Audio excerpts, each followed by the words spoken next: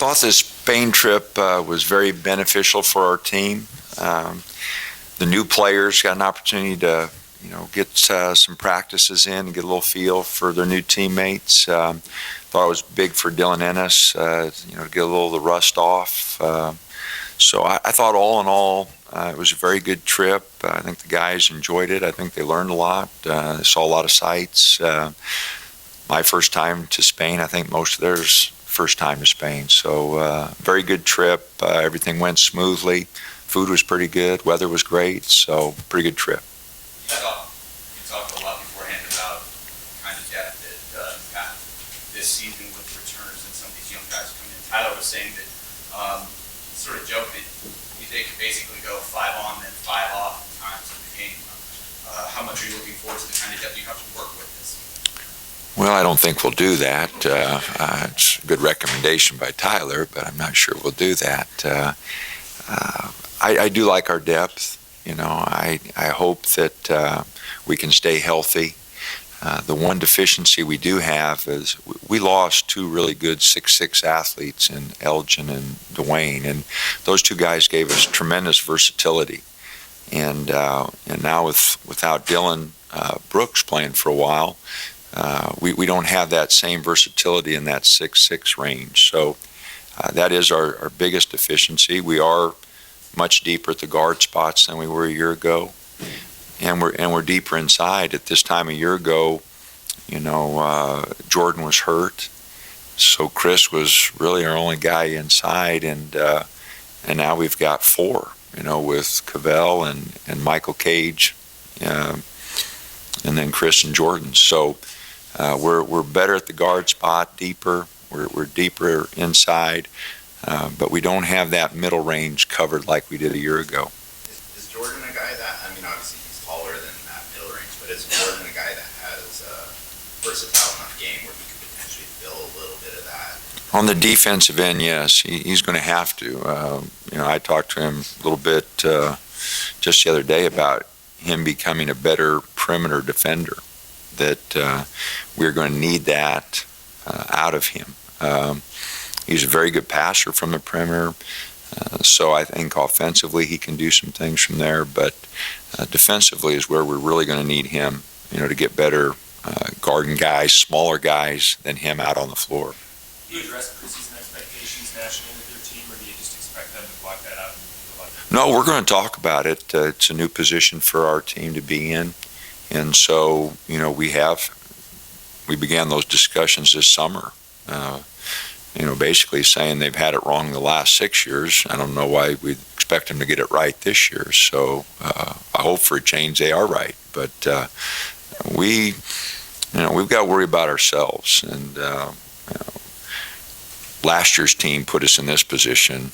A lot of these guys weren't with us. So I hope that we can address that. We can play through it. But it is a new position for our team to be in. And, we're going to have to make sure we stay focused on getting better every day rather than, what people expect us to be at the end of the season. You feel like with so many guys back in after the Spain trip, do you feel like tomorrow you start out maybe in a different spot than you've been day one of most years? A little bit. Our guys have ran some of the offense against a defense other than ours, and so from that aspect, we're a little bit further ahead. I don't like where our conditioning's at right now, just simply because when we got back, I gave them 3 weeks off, and we kind of got back here late. We've had some guys banged up. One of the reasons we're starting late is we had a number of guys that just had little tweaks that couldn't go. And so I'm not sure, where we're at right now. We'll start finding out tomorrow. But we're going to have to cram a lot of those practices in a very short time and try to get the guys ready to go. But I do like the fact that we have played other people, and they do have some experience against other people that we got in Spain. Looks like you got the boot off his foot. Is that progress you like? He's right on schedule. I don't know what the doctors, we're going to do exactly what the doctors tell us. That's their call. I don't have any say in that. I'm not going to let Dylan have any say in that.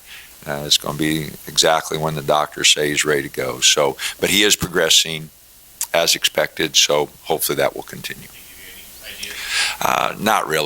Not really, just in general terms, but we'll just wait and see how it progresses in the next month. Some of the players that thought that Keith Smith was kind of similar to where Dylan was as a freshman. Are you seeing similarities at all that he could maybe impact on both ends of the court? I'm not sure. Every year's different. Every chemistry makeup of every team's different.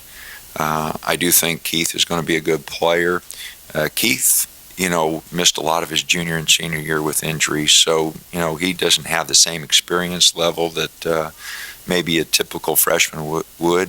He missed the entire spring and summer a year ago, so hopefully we'll be able to get him on the floor a little bit. But I do like his upside. He's really a smart player. He's got a good feel. Basketball savvy is really good.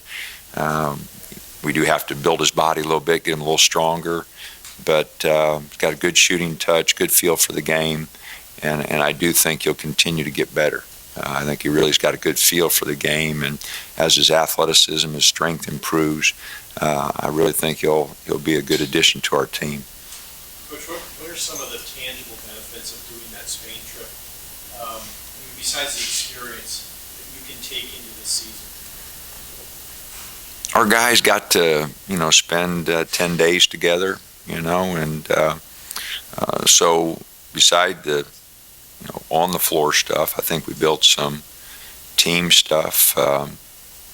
That remains to be seen. We've got a long season. I talk about this every year. Our season goes 6 months, and guys getting along and working together is a big part of that.